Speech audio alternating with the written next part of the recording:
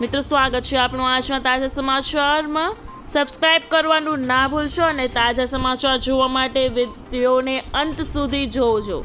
રાતોરાત સરકારે લીધો મોટો નિર્ણય। ગુજરાત સરકારે આજે મહત્વનો નિર્ણય લીધો છે। આજે મળેલી કેબિનેટની બેઠકમાં એવો નિર્ણય લેવાયો છે કે શાળાઓ શરૂ થતા પહેલા જ 1 એપ્રિલથી વિદ્યાર્થીઓ અને વાલીઓને આવકનો દાખલો સહિત 18 જેટલા વિવિધ પ્રમાણપત્રો ઓનલાઈન મળશે, જેના કારણે 80 લાખ લોકોને સીધો ફાયદો થશે।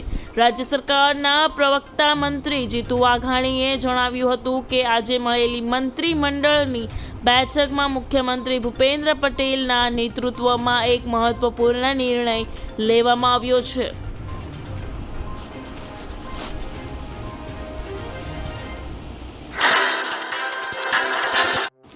મિત્રો આગળ સમાચાર તરફ વધીએ તો ગુફામાં છુપાયેલા હતા આતંકીઓ। ભારત ઉપર મંડરાઈ રહ્યું છે આતંકી કાવતરું। બસંતગઢ વિસ્તાર ઘન જંગલો અને પહાડી ભૂગોળ માટે ઓળખાય છે।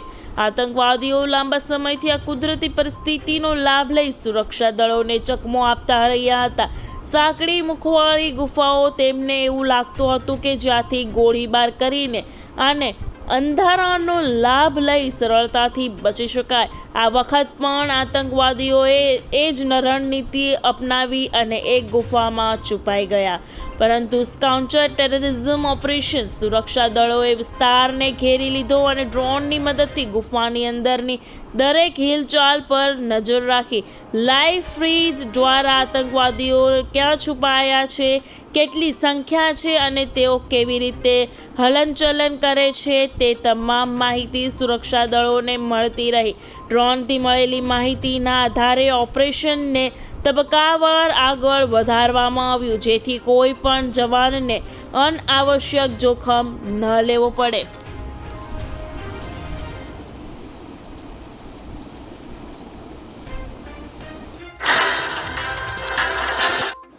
મિત્રો આગળ સમાચાર તરફ વળીએ તો માવઠા અને શિયાળાને લઈ આગાહી। અંબાલાલ પટેલે આગાહી કરી હતી કે મધ્યપ્રદેશની સરહદે આવેલા ગુજરાતના તના વિસ્તારો પશ્ચિમી વિક્ષેપથી પ્રભાવિત થશે। આમાં દાહોદ, પંચમહાલ અને નર્મદા જેવા જિલ્લાઓને સમાવેશ થાય છે। અંબાલાલ પટેલે આગાહી કરી હતી કે 20 ફેબ્રુઆરી પછી ગુજરાતમાં શિયાળો વિદાય લઈ શકે છે। નોંધનીય છે કે ગુજરાત પાસે લાંબો દરિયા કિનારો છે, પરિણામે દરિયાઈ ગતિવિધિઓ રાજ્યના આશરે 10 જિલ્લાઓને અસર કરી રહી છે।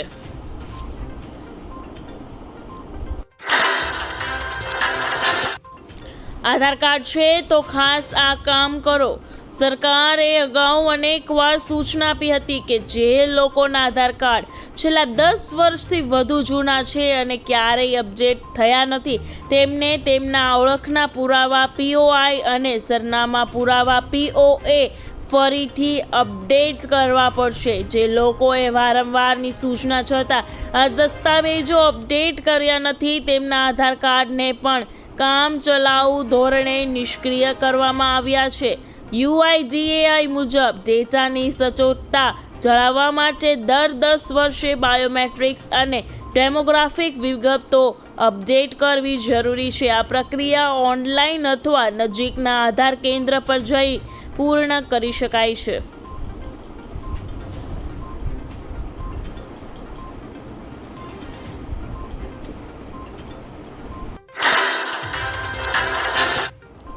શું PM મોદી પર હુમલાની કોશિશ? ગઈકાલે લોકસભામાં ભારે હોબાળો થયો હતો। વિપક્ષી મહિલા સાંસદો PM મોદીની ખુરશી સુધી પણ પહોંચી ગઈ હતી। હોબાળાને કારણે PM મોદીનું ભાષણ ખોરવાઈ ગયું હતું। સ્પીકર ઓમ બિરલાએ ગૃહમાં કહ્યું, ગઈકાલે PM મોદી સાથે કંઈ પણ થઈ શક્યું હોત। વાતાવરણને જોતા મેં તેમને ગૃહમાં ન આવવા વિનંતી કરી હતી। જો PM મોદી આવ્યા હોત તો કંઈ પણ અણધાર્યું બની શક્યું હોત। લોકસભાના અધ્યક્ષ ઓમ બિરલાએ ગૃહમાં PM મોદીના ભાષણને મુલતવી રાખવા અંગે એક મહત્વપૂર્ણ દાવો કર્યો છે।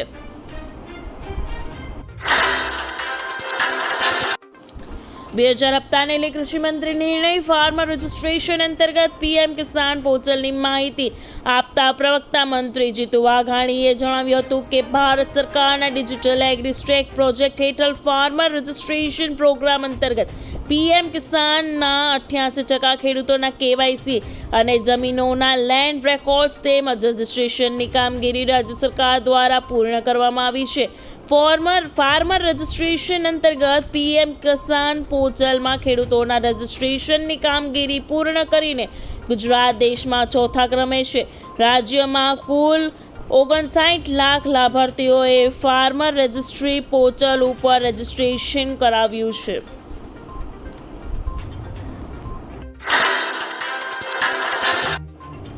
કૃષિમંત્રીની ખેડૂતો માટે જાહેરાત. તો મિત્રો જોઈએ કે કૃષિમંત્રીની ખેડૂતો માટે શું જાહેરાત છે. ભારત અમેરિકા વેપાર કરાર અને કૃષિ બજેટ 2025-26 ભારતીય ખેડૂતો માટે સુરક્ષા કવચ કે નવા પડકારો. ભારત સરકારે અમેરિકા સાથેના તાજેતરના વેપાર કરારમાં કૃષિ અને ડેરી ક્ષેત્રના હિતોને સંપૂર્ણપણે સુરક્ષિત રાખવાનો દાવો કર્યો છે. કેન્દ્રીય કૃષિમંત્રી શિવરાજસિંહ ચૌહાણે સ્પષ્ટ કર્યું છે કે ભારતે અમેરિકન ઉત્પાદનો માટે પોતાના સંવેદનશીલ બજારો ખોલ્યા નથી અને ખેડૂતોના હિતો સાથે કોઈ બાંધછોડ કરવામાં આવી નથી.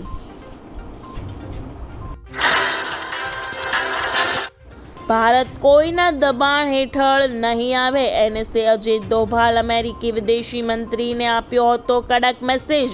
India US trade deal. Bharat દબાણમાં નહીં આવે આપ્યો હતો સ્પષ્ટ સંદેશ. હોવલની મુલાકાત બાદ ટ્રમ્પે પીએમ મોદી સાથે 4 વાર ફોન પર વાત કરી. ભારત અને અમેરિકા ઇન્ડિયા US રિલેશન્સ વચ્ચેના વ્યાપારિક અને રાજદ્વારી સંબંધો ફરી એકવાર નવી ઊંચાઈ પર પહોંચ્યા છે. રાષ્ટ્રપતિ ડોનાલ્ડ ટ્રમ્પે ભારત પરના ટેરિફ ઘટાડવાની અને મોટા વેપાર કરારની જાહેરાત કરી છે. સોનું ચાંદી નવો વળાંક જોઈ લ્યો.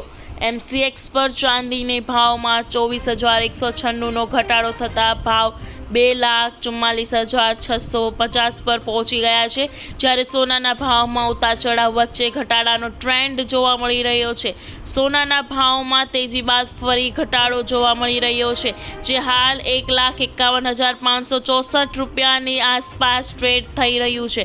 જોકે આજે સોનું 1,48,455ના નીચલા સ્તરને સ્પર્શી આવ્યું હતું, જે અંદાજે 4 થી 5 હજારનો કડાકો દર્શાવે છે.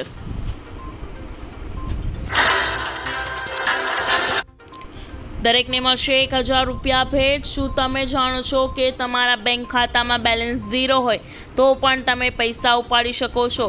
હા, આ શક્ય છે મિત્રો. પ્રધાનમંત્રી જનધન યોજના હેઠળ ખોલવામાં આવેલા ખાતા ધારકો 10,000 સુધીની ઓવરડ્રાફ્ટ સુવિધાનો લાભ મેળવી શકે છે. આ સુવિધા ખાસ કરીને આકસ્મિક અથવા કટોકટીના ખર્ચાઓ માટે અત્યંત ઉપયોગી છે.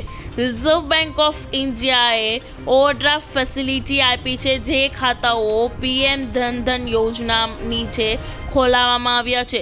તો મિત્રો, આ શું છે ઓવરડ્રાફ્ટ? ઓવરડ્રાફ્ટ એટલે શું? ઓવરડ્રાફ્ટ એટલે કે તમારા ખાતામાં પૈસા ન હોય અથવા બેલેન્સ 0 હોય તો પણ તમે બેંકમાંથી એક નિશ્ચિત રકમ ઉપાડી શકો છો, તે પણ બિન ડોક્યુમેન્ટ્સ સબમિટ કર્યા વગર.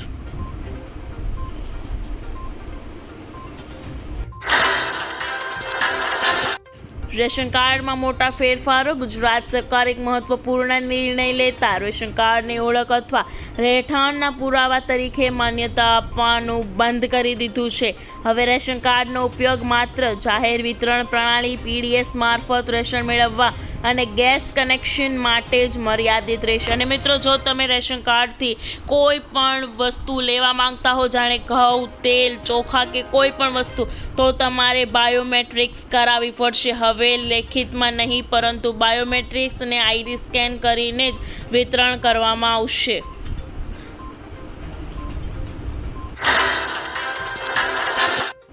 ખેડૂતોના ખાતામાંથી પૈસા ગાયબ. મહેમદાબાદ તાલુકાના કનીજ ગામના એક ખેડૂત સાથે સાયબર ઠગોએ લાખો રૂપિયાની છેતરપિંડી આઈરિયા હોવાની ઘટના સામે આવી છે.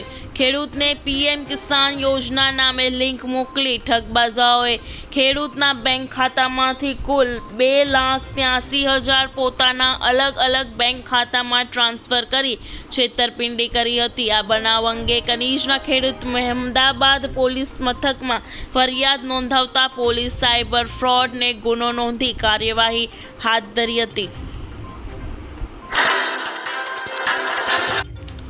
તમારા નામે મિલકત છે તો ખાસ જુઓ। ગુજરાત સરકારના મહેસૂલ વિભાગ દ્વારા તાજેતરના જમીન મકાન અને મિલકતની નોંધણી પ્રક્રિયામાં એક મહત્વપૂર્ણ વહીવટી ફેરફાર કરવામાં આવ્યો છે। રાજ્ય સરકારના નવા પરિપત્ર મુજબ હવેથી રાજ્યમાં થતી દરેક નોંધણી એટલે કે રજિસ્ટ્રેશન માટે અરજદારે નિયમિત ચાર્જ ઉપરાંત વધારાની પ્રોસેસિંગ ફી ચૂકવવી પડશે।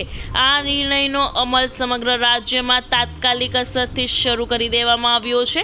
મુખ્ય ફેરફાર આવ્યો નવી ફીનું માળખું રાજ્ય સરકાર નોંધણી અધિનિયમ 1908 હેઠળ મળેલી સત્તાનો ઉપયોગ કરીને દાયકાએ જૂના 3 ઓગસ્ટ 1987 નિયમોમાં સુધારો કર્યો છે। આ ફેરફાર મુજબ નવી ફી હવેથી દરેક દસ્તાવેજની નોંધણી માટે 100 રૂપિયાની પ્રોસેસિંગ ફી એટલે કે દરેક પ્રોસેસમાં 100 રૂપિયાની પ્રોસેસિંગ ફી નક્કી કરવામાં આવી છે।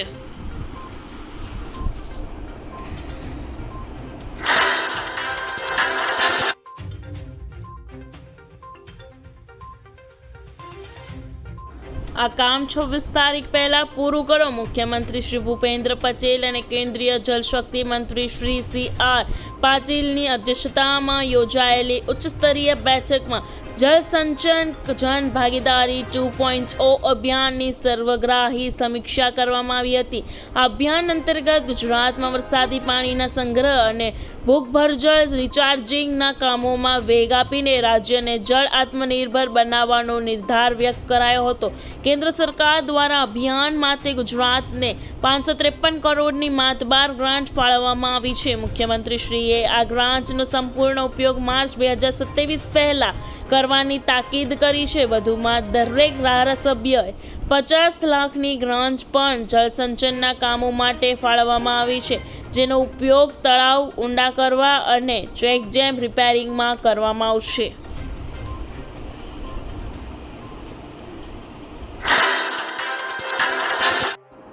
સરકારી નોકરીના સપના જોતા યુવાનો સાવધાન। વીતેલા દાયકામાં જે તેજ ગતિએ સરકારી નોકરીઓની તકો ઉપલબ્ધ થઈ હતી તેવી ઝડપે હવે ભરતીઓ થવાની નથી। સરકારે 16 વિભાગો દ્વારા 30 સપ્ટેમ્બરે પ્રસિદ્ધ કરેલા 10 વર્ષીય ભરતી કેલેન્ડરમાં સ્પષ્ટ જણાવ્યું છે કે વર્ષ 2033 સુધીમાં માત્ર 1,82,200 જેટલી જગ્યાઓ માટે જ નવી નોકરી ઉપલબ્ધ થશે। આ પરિસ્થિતિમાં સરકારી નોકરીઓ માટે સ્પર્ધાત્મક તૈયારીઓ કરી રહેલા યુવાનોએ પોતાના ભવિષ્ય માટે નવા વિકલ્પો એટલે કે આત્મનિર્ભર બનવા અને સ્વ ઉદ્યોગ તરફ વળવું પડે તો નવાઈ નહીં।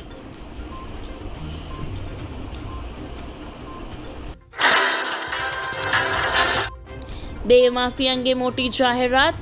આજે 2026નું બજેટ રજૂ થયું અને બજેટની અંદર મહિલાઓ, ગરીબ, મધ્યમ વર્ગના લોકો, કર્મચારીઓ માટે મોટી જાહેરાતો કરવામાં આવી છે। આ બજેટની અંદર ઘણી વસ્તુઓ સસ્તી થઈ છે તો ઘણી વસ્તુઓ મોંઘી થઈ છે। સાથોસાથે ખેડૂતો માટે પણ આ બજેટ અંદર રાહત આપવામાં આવી છે, પરંતુ ખેડૂતોને જે પણ આશા હતી પૂરી નથી થઈ। ખેડૂતોને દેવું માફ કરવામાં આવશે અને ખેડૂતોને જે પીએમ કિસાનનો હપ્તો વધારવામાં આવે તેવો હજી સુધી કોઈ ઉલ્લેખ કરવામાં આવ્યો નથી। તો શું મિત્રો સરકારને ખેડૂતોને દેવું માફ કરવું જોઈએ કે નહીં? તો તમે કમેન્ટમાં લખજો કે દેવું માફ કરવું જોઈએ કે નહીં।